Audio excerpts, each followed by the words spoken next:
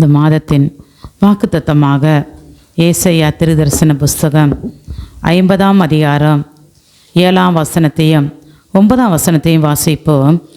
கர்த்தராகிய ஆண்டவர் எனக்கு துணை செய்கிறார், ஆகையால் நான் வெட்கப்படேன். நான் வெட்கப்பட்டு போவதில்லை என்று அறிந்திருக்கிறேன்.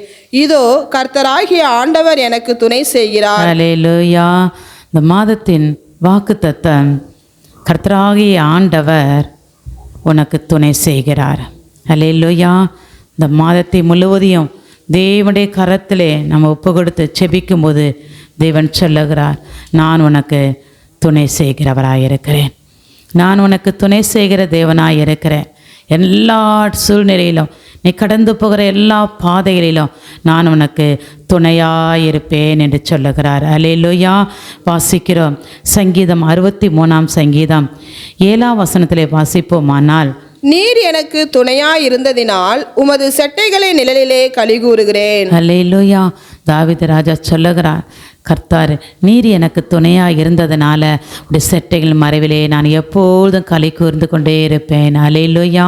அப்படியானால் அவர் நமக்கு துணையாக இருப்பாரானால் அவர் செட்டைகள் எப்பொழுது நமக்கு பாதுகாப்பின் மதிலாக இருக்கும். அல்லேலூயா. அதுதான் பார்க்கிறோம். சங்கீதம் 94ஆம் சங்கீதம் 17ஆம் வசனத்திலே வாசிப்போமானால், கர்த்தர் எனக்கு துணையாயிராவிட்டால் என் ஆத்துமா சீக்கிரமாய் மௌனத்தில் வாசம் பண்ணி இருக்கும். அல்லேலூயா. கர்த்தர் மட்டும் என்னோடு இல்லைன்னா, என் குடும்பத்தோடு இல்லைன்னா நான் எப்பொழுது மௌனத்திலே நான் கடந்து போயிருப்பேன். அல்லேலூயா. அப்படியானால் கர்த்தருடைய வார்த்தை என்ன சொல்லுகிறது? நான் உனக்கு துணையாயிருப்பேன்.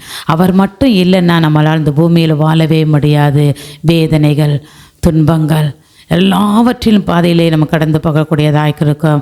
அதுதான் அவர் தாவீது நன்கு அறிந்தவராய் அவர் சொல்லுகிறார், கர்த்தர் மட்டும் எனக்கு துணையாக இல்லைன்னா என் ஆத்மா சீக்கிரத்திலே மௌனத்திலே கடந்து போயிருக்கும். அல்லேலூயா. தேவன் அப்படிதான் யாருக்கெல்லாம் கர்த்தர் துணையாக இருக்கிறார் என்று சொல்லி சங்கீதத்திலே வாசிக்கிறோம். சங்கீதம் 115ஆம் சங்கீதத்திலே 9ஆம் வசனத்திலேருந்து வாசிப்போமானால், கர்த்தர் யாருக்கு துணையாக இருக்கிறார்? அல்லேலூயா.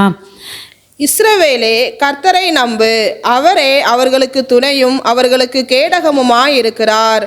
ஆரோன் குடும்பத்தாரே, கர்த்தரை நம்புங்கள், அவரே அவர்களுக்கு துணையும் அவர்களுக்கு கேடகமுமாயிருக்கிறார்.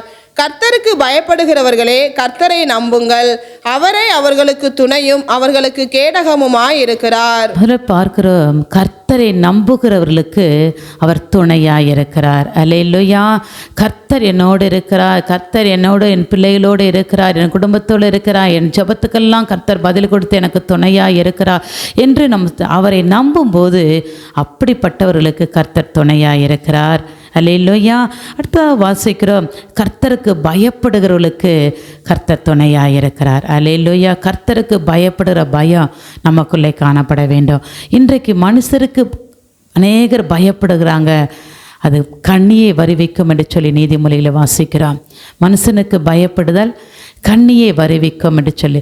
ஆனால் இங்கே தேவனுக்கு நம்ம பயப்படுகிற பயம் இருக்குமானால் தேவன் எப்பொழுது நமக்கு துணையாகவே கடந்து வருவார். அல்லேலூயா. எல்லா நிலையிலும் எல்லா சூழ்நிலையிலும் தேவன் நமக்கு துணையாய் கடந்து வருவார்.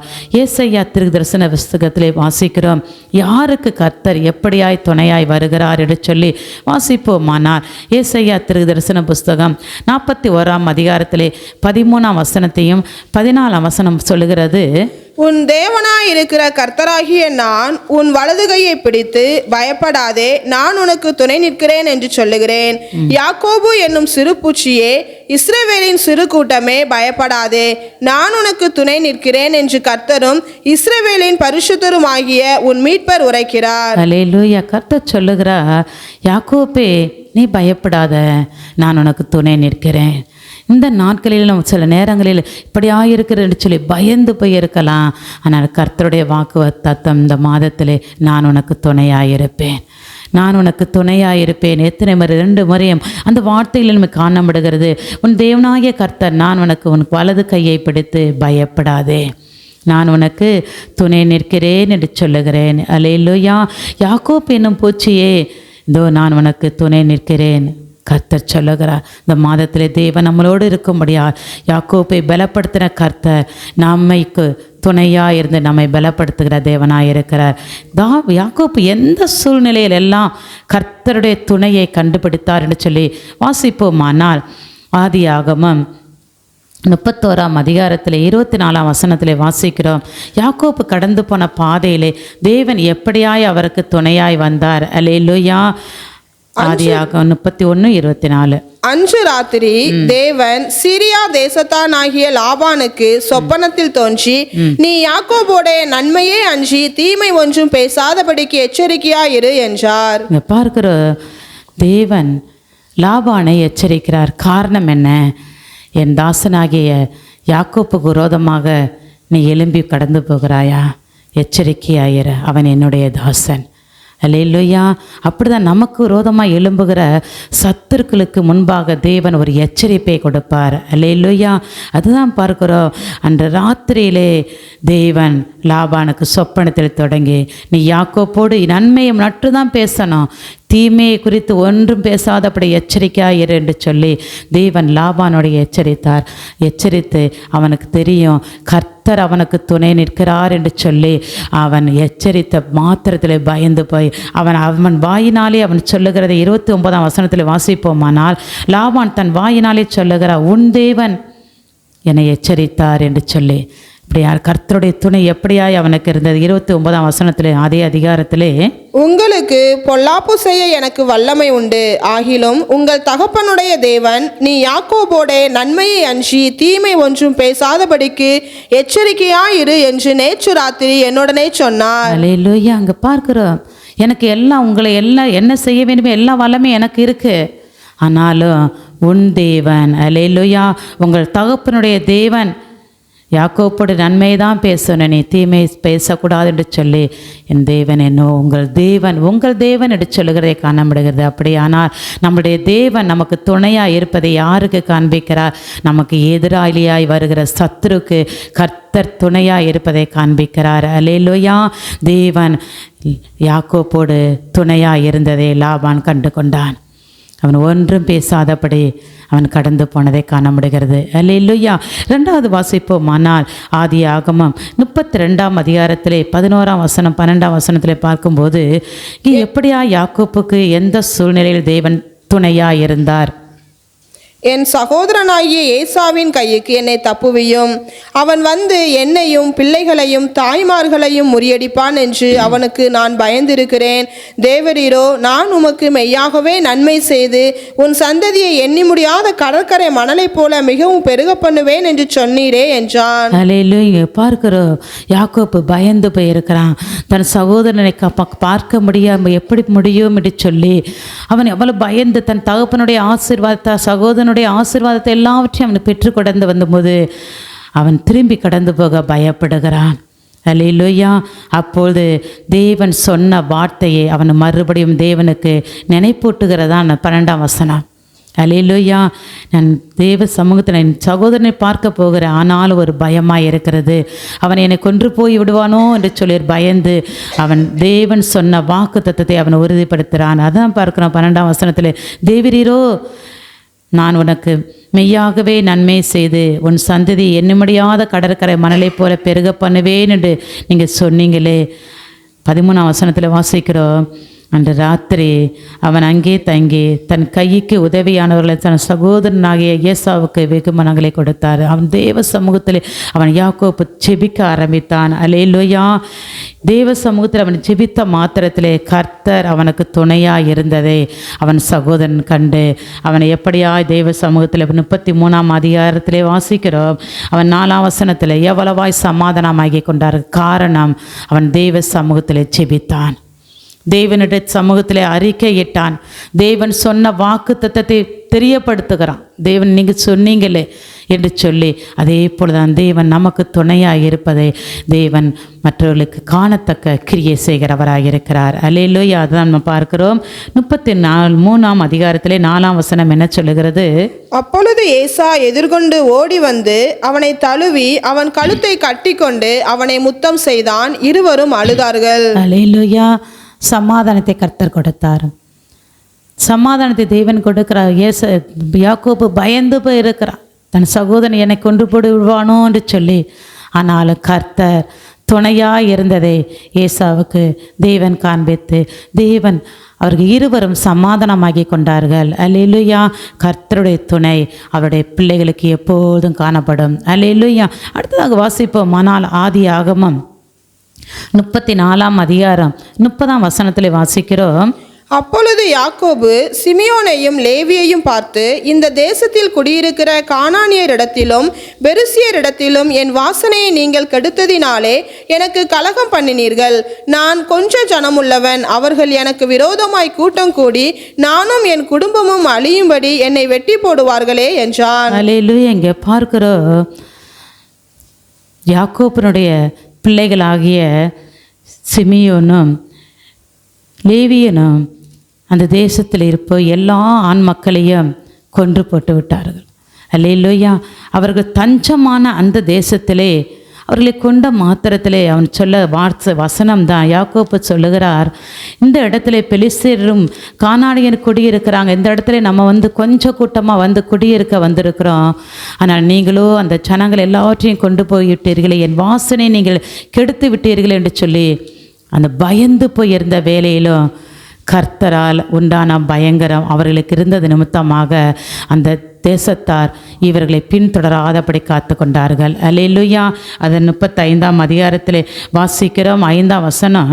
பின்பு பிரயாணம் புறப்பட்டார்கள். அவர்களை சுற்றிலும் இருந்த பட்டணத்தாருக்கு தேவனாலே பயங்கரம் உண்டானதினால் அவர்கள் யாக்கோபின் குமாரரை பின்தொடராதிருந்தார்கள். அல்லேலூயா. எப்படிப்பட்ட ஒரு சூழ்நிலையில கூட தேவன் யாக்கோப்புக்கும் அவன் பிள்ளைகளுக்கும் துணையாக இருந்தார். அவர்களை பின்தொடர்ந்து எல்லாரையும் கொண்டு போட்டு விட்டுருக்கலாம், ஆனாலும் கர்த்தருடைய துணை அவர்களோடு இருந்ததுனால ஒரு பாதுகாப்பு அவர்களை கொடுத்து அவர் சொல்லுகிறார், தேவனாலே பயங்கரம் உண்டாயிற்று. அல்லேலூயா. யாருக்கு? அவருடைய பிள்ளைகளாக இருக்கிற நமக்கு இந்த மாதத்தில் ஒரு துணை எப்படி இருக்கும்? நமக்கு எதிராய் வருகிற சத்துருக்களின் கிரியைகளை அழித்து ஜெயம் கொடுக்கக்கூடியதாக இருக்கும். அல்லேலூயா. பார்க்கிறோம், யாக்கோப்பு கடந்து போன எல்லா பாதைகளிலும் தேவன் அவனுக்கு துணையாக இருந்தார். அல்லேலூயா. நம்மள இந்த மாதத்தில் பயந்து போயிருக்கலாம், இப்படியா இருக்குமோ, என் சூழ்நிலை எப்படி இருக்குமோ, என் குடும்பத்தின் சூழ்நிலை எப்படி இருக்கும் என்று கவலைப்பட தேவையில்லை. கர்த்தர் சொல்ல, நான் உனக்கு துணையாக இருக்கிறேன், நீ வெட்கப்பட்டு போக மாட்டேன், நீ வெட்கப்பட்டு போக மாட்ட. உலகத்தின் மத்தியிலே நீ வாழ்ந்தாலும் நீ உலகத்தான் அல்ல, நான் உனக்கு எப்பொழுதும் துணையாக இருக்கிறேன், நீ வெட்கப்பட்டு போக மாட்டா என்று சொல்லுகிறார். அல்லேலூயா.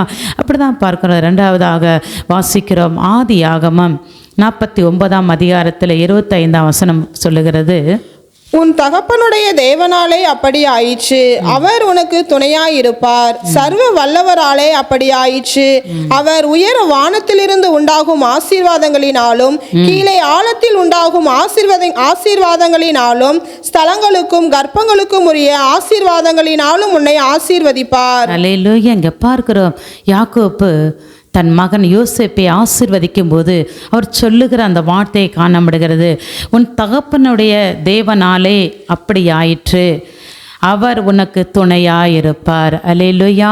அவர் தன் எல்லா பிள்ளைகளையும் ஆசீர்வதிக்கும் போது ஆசீர்வாதங்களை நாம் இந்த வசனங்களை நாம் வாசிக்கிறோம். அதில் யோசேப்புக்கு முக்கியமாய் சொல்லப்பட்ட அந்த ஆசீர்வாதங்களை நம்ம பார்ப்போமானால் 22 வசனத்திலிருந்து வாசிக்கிறோம். யோசேப்பு கனி தரும் செடி, அவன் நீர் ஊர்ச்சண்டையில் உள்ள கனி தரும் செடி, அதன் கொடிகள் சுவரின் மேல் படரும்.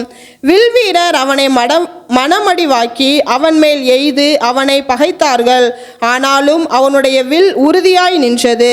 அவன் புயங்கள் யாக்கோபுடைய வல்லவரின் கரங்களால் பலத்தன, இதனால் அவன் மெய்ப்பனும் இஸ்ரவேலின் கண்மலையும் ஆனான். ஆமென். தகப்பனுடைய ஆசீர்வாதம் அப்படியே அவன் யோசேப்புக்கு கடந்து வருகிறது நமக்கு காணப்படுகிறது. அந்த யோசேப்பு கடந்து போன பாதையெல்லாம் நமக்கு தெரியும். அல்லேலூயா. யோசேப்பு எந்த வழியெல்லாம் கடந்து போனார்னு சொல்லி நம்ம ஆதியாகமம் நமக்கு எல்லாருக்கும் தெரிந்த வசன பகுதி தான் 37:2 யோசேப்பு தன் தகப்பனுடைய ஆடுகளை மேய்த்து கொண்டு இருக்கும்போதெல்லாம் கர்த்தருடைய துணை அவனுக்கு இருந்தது. அவர் துணையாக இருந்தார். அல்லேலூயா. அது 37:2 சொல்லுகிறது, யோசேப்பு தன் சகோதரர்களோடு ஆடுகளை மேய்த்து கொண்டிருந்தான். அப்பொழுது கர்த்தருடைய துணை அவனுக்கு இருந்தது. ரெண்டாவது வாசிக்கிறோம், அவன் 37:18 யோசேப்பின் சகோதரர்கள் கொலை செய்யும்படி சதித்திட்டம் தீட்டினார்கள். அப்பொழுதும் கர்த்தருடைய துணை அவன் மேலே காணப்பட்டது. அவனை கொல்ல சதி பண்ணார்களே தவிர கொலை செய்ய முடியாது. ஏன்? கர்த்தருடைய துணை அவன் மேல் காணப்பட்டது. அப்படியாய் பார்க்கிறோம். 37ஆம் அதிகாரத்தில் ஆதியாகமம் 28ஆம் வசனம் சொல்லுகிறது, யோசேப்பை இஸ்மவேலின் கையிலே விற்று போட்டார்கள். அப்பொழுதும் கர்த்தருடைய கரம் கூட இருந்தது. அல்லேலூயா. அவருடைய கர்த்தருடைய துணையோடு அவர் கடந்து போன பாதைகளை நம்ம காண முடிகிறது. ஆதியாகமம் 39 2ஆம் வசனத்திலே 3ஆம் வசனத்திலே வாசிப்போமானால், கர்த்தர் யோசேப்போடு இருந்தார்.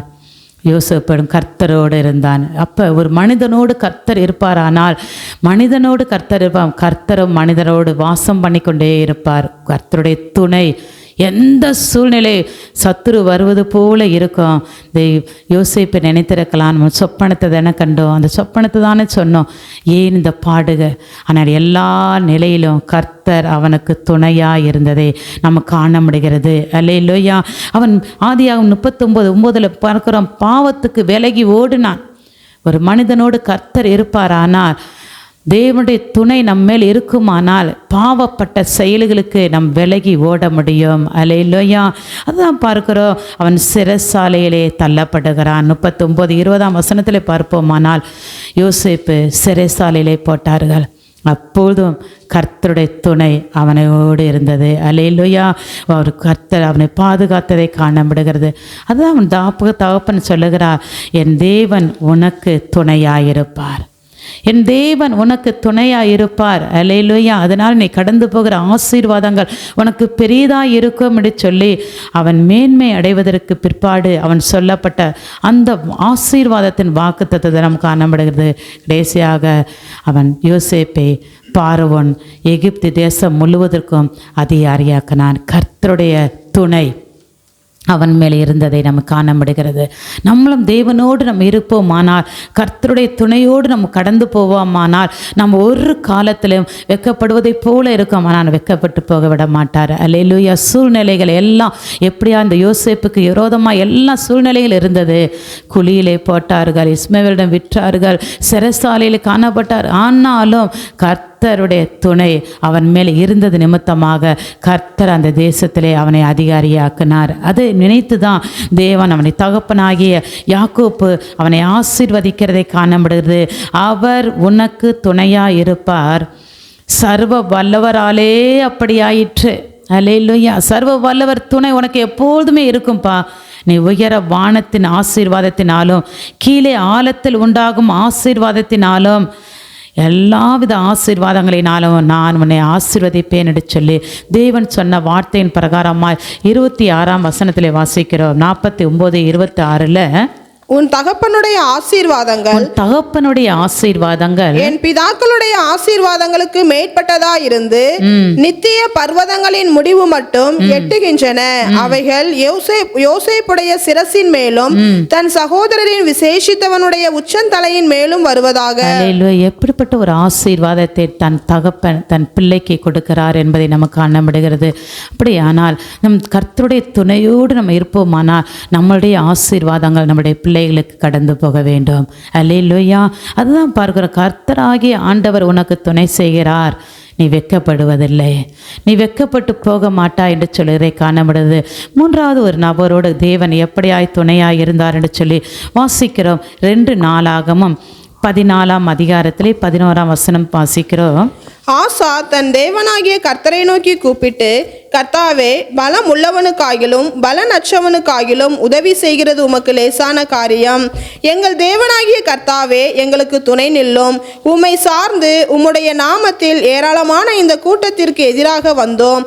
கர்த்தாவே, நீர் எங்கள் தேவன், மனுஷன் உம்மை மேற்கொள்ள விடாதையும் என்றான். அல்லேலூயா. அங்கே பார்க்கிறோம் ஆசா ஏறெடுக்கிற ஜெபத்தை காண முடிகிறது. அல்லேலூயா. ஆசாக்கு விரோதமாய் சத்துருக்கள் சேனையாக வருகிறார்கள். எப்படியாய் 8ஆம் அதிகாரத்தை 8ஆம் வசனமும் 9ஆம் வசனத்தில் வாசிப்போமானால், யூதாவிலே பரிசையும் ஈட்டியும் பிடிக்கிற 3,00,000 பேரும், பெஞ்சமினிலே கேடகம் பிடித்து வில்லை நாணேச்சுகிற 2,84,000 பேருமான சேனை ஆசாவுக்கு இருந்தது. இவர்கள் எல்லாரும் பராக்கிரமசாலிகள். அவர்களுக்கு விரோதமாக எத்தியோப்பியனாகிய சேரா 10,00,000 பேர்கள் சேர்ந்த சேனையோடும் 300 ரதங்களோடும் புறப்பட்டு மரேசா மட்டும் வந்தான்.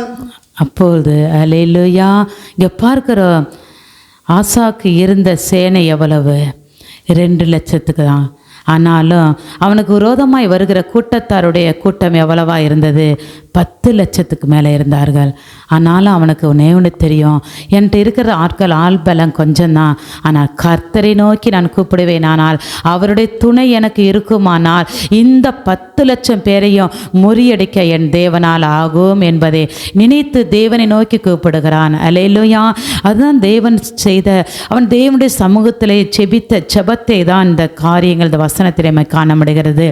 ஆசா தன் தேவனாகிய கர்த்தரை நோக்கி எப்படி கூப்பிடுகிறான்? கர்த்தாவே, பலம் உள்ளவனாகிலும் பலனற்றவனாக்கு உதவி செய்கிறது உமக்கு லேசான காரியம். அல்லேலூயா. உமக்கு லேசான காரியம். எங்கள் தேவனாகிய கர்த்தாவே, எங்களுக்கு நீங்கள் துணை நில்லுங்க, துணையாய் நீங்கள் இருங்க. எங்களுக்கு ஆட்கள் பலம் கம்மி தான், அவங்க ஆட்கள் பலம் அதிகமாக இருக்கிறது. 2,00,000க்கும் 10,00,000க்கும் எவ்வளோ வித்தியாசம் இருக்கிறது.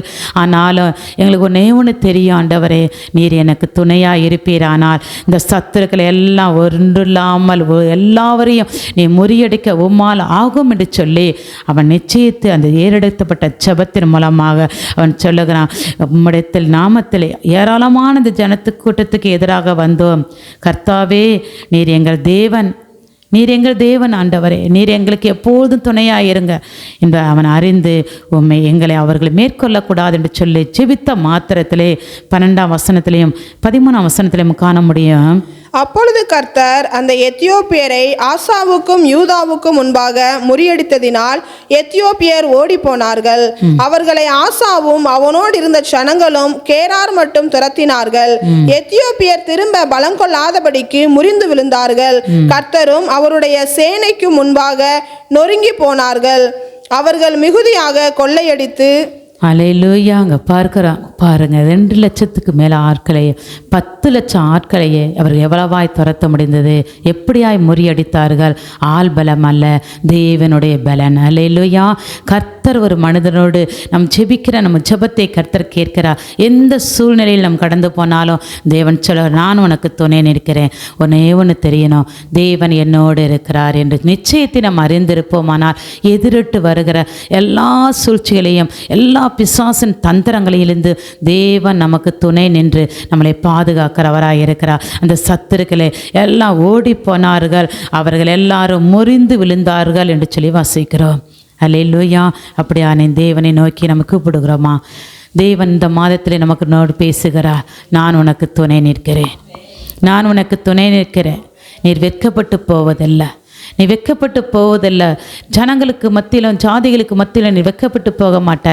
ஏன்? நான் உனக்கு முன்பாய் துணையாய் நிற்கிறேன், உனக்காக நான் துணையாக இருக்கிறேன். கர்த்தராகிய ஆண்டவர் எனக்கு துணை செய்கிறார், நான் வெட்கப்பட மாட்டேன், வெட்கப்பட்டு போக மாட்டேன் என்று சொல்லி அந்த நிச்சயத்தோடு இந்த மாதம் முழுவதும் ஆண்டவரே, நீர் என்னை நடத்த, நீர் என் குடும்பத்தை நடத்தும், என் பிள்ளைகளை நடத்தும் என்று சொல்லி தெய்வ சமூகத்திலே ஜெபிப்போமா? கர்த்தாவே, இந்த மாதம் முழுவதும் நீர் என் குடும்பத்தை நடத்துங்க, நீங்கள் நடத்துங்க அப்பா.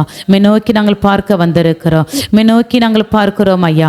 இந்த மாதத்திலே ஆண்டவரே, நாங்கள் நோக்கி பார்க்க வந்திருக்கிறோம். இந்த மாதத்தில் உள்ள தேவைகளை கர்த்தர் சந்திப்பீராக, இந்த மாதத்தின் தேவைகள் எல்லாம் கர்த்தர் சந்திப்பீராக அப்பா. நோக்கி பார்க்க வந்திருக்கிற நம்முடைய பிள்ளைகளுடைய வாழ்க்கையிலே அப்பா, நீ எல்லா சூழ்நிலை துணையாக இருந்து நீர் வெட்கப்பட்டு போகாதபடி ஒவ்வொரு பிள்ளைகளுக்கு வேண்டிய ஒரு நிறைவான ஆசீர்வாதத்தை கர்த்தர் கொடுப்பீராக. இந்த மாதத்தில் ஒவ்வொரு வீட்டில் நிலைக்காலிலும் ஆட்டுக்குட்டியான் ரத்தத்தை நாங்கள் தெளிக்கிறோம் ஆண்டவரே, தெளிக்கிறோம். எந்த நாச மோச தீமைகள் உள் பிரவேசிக்காதபடி, பலவீனத்தின் பிசாசின் கிரியைகள் ஒன்றும் ஒரு பிள்ளைகளுடைய வீடுகளிலும் பிரவேசிக்காதபடி கர்த்தர் துணையாயிருந்து நீர் பாதுகாப்பின் மதிலாயிருந்து வைப்பீராக. உம்முடைய இரத்தத்தை நாங்கள் தெளிக்கிறோம் ஆண்டவரே. சபையார் மேலும் சபைக்குள்ளும் ஆண்டவரே, உம்முடைய இரத்தத்தை தெளித்து நாங்கள் ஜெயம் எடுக்கிறோம். மாதத்தின் தேவைகளை சந்தி சுக பலன் ஆரோக்கியத்தை கொடுத்து நடத்துவீராக. இயேசு கிறிஸ்துவின் நாமத்தினாலே செபிக்கிறோம் எங்கள் ஜெபங்கள் நல்ல பிதாவே. ஆமென்.